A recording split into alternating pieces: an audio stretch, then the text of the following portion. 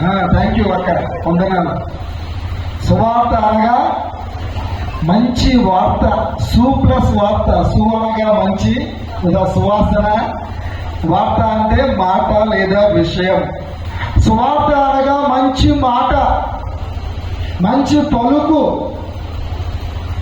అంటే లోకములో మంచి అనేది ఏదైనా ఉన్నది అని అంటే కనుక అది కేవలము దేవుని యొక్క వాక్యము మాత్రమే, దేవుని సన్నిధి మాత్రమే, దేవుని స్తుతించుట మాత్రమే. లోకంలో మనం ఏ పని చేసినా అది అందరికీ ఆమోదయోగ్యమైన పని కాదు, కానీ అందరికీ నచ్చదు. కానీ దేవుని వాక్యము అనేది మాత్రం అందరికీ నచ్చుతుంది. దేవుడు అందరికీ ఒకే రీతిగా, ఒకే విధముగా దేవుడు తన యొక్క వాక్యము ద్వారా మనలను బలపరుస్తూ ఉన్నాడు. కీర్తనకారుడు అంటాడు కదా, 92వ కీర్తన కానీ, 111వ కీర్తన కానీ, 112వ కీర్తన కానీ, 113వ కీర్తన కానీ, ఈ 4 కీర్తనలో మొదటి చరణం మనం చూస్తే యెహోవాను స్తుతించుట. అంటే ఈ లోకంలో మంచి అనేది ఏదైనా ఉన్నది అంటే కనుక అది కేవలం దేవుణ్ణి స్తుతించుట మాత్రమే, సువార్తను ప్రకటించుట మాత్రమే. కాబట్టి యెహోవాను స్తుతించుట మంచిది. తర్వాత 111లో యెహోవాను స్తుతించుడి అంటారు, 112లో కూడా అదే అంటారు, 113లో కూడా అదే అంటారు. అంటే ఈ లోకంలో మంచి అనేది ఏదైనా ఉన్నది అంటే కనుక అది కేవలం దేవుని యొక్క సువార్త మాత్రమే. అర్థమవునండి? మనం చేసే మంచి పని ఏదైనా ఉన్నది అంటే కనుక అది కేవలం దేవుని యొక్క సువార్త.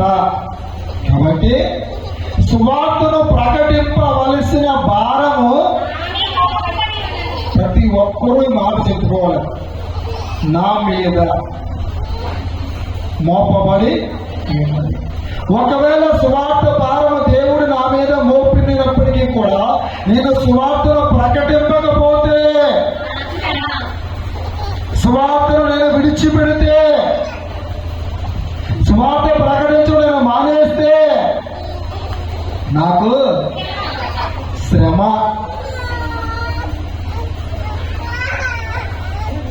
మరి ఎంతమంది ఈ మాటను హృదయపూర్వకంగా స్వీకరిస్తూ ఉన్నారు? నిజంగా సువార్తను ప్రకటించకపోతే నాకు శ్రమ అన్నవారు ఒకసారి దేవునికి స్తోత్రం చెల్లించండి. ఎక్కడో లెక్కుతున్న చేతులు. దేవుడు ప్రేమించు వారికి, దేవుని చిత్తము జరిగించాలి అనుకున్న వారికి దేవుడు ఎక్కువగా శ్రమలనే అనుమతిస్తారు. మనమేమనుకుంటామంటే చాలా మంది సేవకులు, చాలా మంది దైవజనులు ఎక్కువగా ఏమి చెబుతారంటే గనక దేవుని నమ్ముకుంటే నీ కష్టాలన్నీ తీరిపోతాయి, నీ శ్రమలన్నీ పోతాయి, నీ అప్పులన్నీ తీరిపోతాయి, నీ అనారోగ్యం అంతా తొలగిపోతుంది, నీ జబ్బులన్నీ తొలగిపోతాయి. కానీ బైబిల్లో ఎక్కడా కూడా దేవుని నమ్ముకుంటే నీ అప్పులు తీరిపోతాయి, నీ జబ్బులు పోతాయి, లేదా నీకున్న బలహీనతలు పోతాయి, నీకున్న శ్రమలు పోతాయని ఎక్కడా లేదు. దేవుని నమ్ముకున్న తరువాత దేవుడు నీ ద్వారా ఆ కార్యాలు జరిగిస్తానన్నాడు తప్ప ముందుగా ఆ కార్యాలు జరిగిస్తానన్నా. మీకు తెలిసిన వాటి కొత్తగా ఎక్కడి కాదు, కానీ మార్కు సువార్త 16వ అధ్యాయం 15-16 వచనం మనం చూస్తే, మీరు సర్వలోకములకు వెళ్ళి సర్వసృష్టికి సువార్తను ప్రకటించుడి. ఏం ప్రకటించాలంట? సువార్తను ఎక్కడ ప్రకటించాలంట? సర్వలోకానికి వెళ్ళి. సర్వ సృష్టి అంటే మనమే, మానవులమే. ఈ సర్వలోకానికి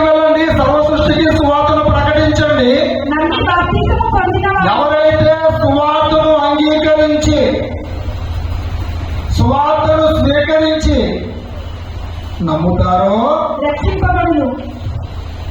వారు రక్షింపబడతారు. అంటే ఎవరికి రక్షణ? నమ్మిన వారికి రక్షణ. అంతేనా? ఎవరికి రక్షణ? ఏమి నమ్మిన వారికి? సువార్తను నమ్మిన వారికి మాత్రమే రక్షణ. సువార్తను నమ్మని వారికి శిక్ష. సువార్తను నమ్మని వారికి శిక్ష. అందుకనే కొరింథీయులకు రాసిన మొదటి పత్రిక 1వ అధ్యాయం 19వ వచనం అందరూ తెలిసిందే, కొత్తదేం కాదు. కానీ ఏమంటాడు? సిలువను గూర్చిన వార్త, క్షమించాలి, సిలువను గూర్చిన వార్త నశించుచున్న వారికి వెరితనము గాని రక్షింపబడుచున్న మనకు ఏ వార్త? సిలువను గూర్చిన వార్త. అంటే సిలువ సువార్త. సిలువ అనగా శ్రమలు, సిలువ అనగా నిందలు, సిలువ అనగా అవమానము. అంతేనా? మరి ఆ నిందలు, అవమానము, శ్రమ అనే వార్త ఎవరికి వెళతామో? నశించిపోతున్న వాళ్ళకి. ఎవరు నశించిపోతున్నారు? నమ్మని వారు, క్రీస్తుని రక్షకునిగా అంగీకరించని వారు, యేసే దేవుడిని తమ నోటితో ఒప్పుకొనని వారు, వీరందరూ కూడా నశించిపోతున్నారు. ఆ నశించిపోయే వారందరికీ దేవుని శక్తిని గురించి తెలుస్తుందా? వారికి ఎలా ఉందంటే వెర్రితనముగా ఉంది. కానీ సిలువను గూర్చిన వార్తను తెలుసుకున్న వారు, అంగీకరించిన వారు, నమ్మిన వారికి అది ఎలా ఉంది? దేవుని శక్తి. దేవునికి స్తోత్ర. దేవుని శక్తిని కనుక నీవు పొందుకుంటే దేవుని నీలో ఉండి అద్భుతాలు జరిగిస్తా. ఏం కలిగి ఉంటే? దేవుని శక్తిని మనము కలిగి ఉంటే. అపోస్తలుడైన పౌలు ఎఫెసీయులకు రాసిన పత్రిక 6వ అధ్యాయము 10వ వచనం చూద్దాం. తీసుకున్నారా అందరూ? ఎఫెసీయులకు రాసిన పత్రిక 6వ అధ్యాయము 10వ వచనం. తుదకు ప్రభువు యొక్క ఏ శక్తి అంటే? మహాశక్తిని బట్టి ఆయన ఎంతో బలవంతులైనడే. ఎప్పుడు నీకు బలం కలుగుతుంది? ఎప్పుడు నీవు మహాశక్తిని పొందుకుంటావు? దేవుణ్ణి నమ్మినప్పుడు, సువార్తను నమ్మినప్పుడు, సువార్తను అంగీకరించినప్పుడు అది నీకు మహాశక్తి. ఆ మహాశక్తి ఎవరు నీకు అనుగ్రహిస్తారంటే నీవు నమ్మిన దేవుడు, నిన్ను పరిపాలించి ఉన్నటువంటి ప్రభువు. కాబట్టి తుదకు ప్రభువు యొక్క మహాశక్తిని బట్టి ఆయన యందు బలవంతులైండుడి. ఏలయనగా ఎవరితో మనం పోరాడుతున్నాం? శరీరులు అనగా రక్త మాంసములు ధరించుకున్న వారు. ఎవరంట? రక్త మాంసములు ధరించుకున్న వారు, లోకానుసారముగా జీవించేవారు, శరీరానుసారముగా జీవించేవారు, వారు శరీరులు. మొట్టమొదటిగా మనం ఎవరితో పోరాడాలి? శరీరులతో కాదు కానీ. రెండవది ప్రధానులు. ఏ ప్రధానులు? ఏ ప్రధానులు చెప్పారు? ప్రధానులు అంటే చాలా మంది ఉన్నారు. పరలోకములో దేవుని దూతలలో కూడా ప్రధానులు ఉన్నారు. ఆ ప్రధానుల లోకంలో కూడా ప్రధానులు ఉన్నారు. ఆ ప్రధానుల మరి ఏ ప్రధానులు? సాతాను యొక్క ఆ యొక్క శక్తుల ప్రభావంలో కొంతమంది ప్రధానమైన వారు ఉంటారు.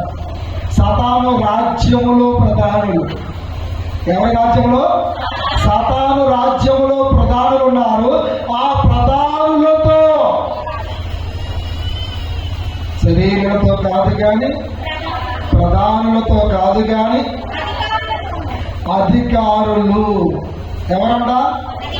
అధికారులు. లోకంలో మనకు అధికారులు చాలా మంది ఉన్నారు, కానీ మన అధికారులందరికంటే పై అధికారి మనము నమ్ముకున్న మన దేవుడు. కాబట్టి మనము పైనున్న అధికారికి లోపడాలి తప్ప లోకానుసారమైన అధికారులకు మనము లోపడకూడదు. కానీ విధేయత చూపించాలి.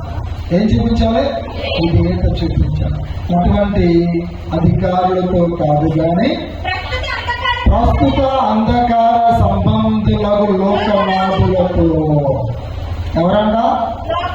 లోకములో, అంధకారములో, చీకటిలో, పాపములో, శాపములో జీవించుచు ఉన్నటువంటి వారు ప్రస్తుత అంధకార సంబంధులకు లోకనాథులతోనూ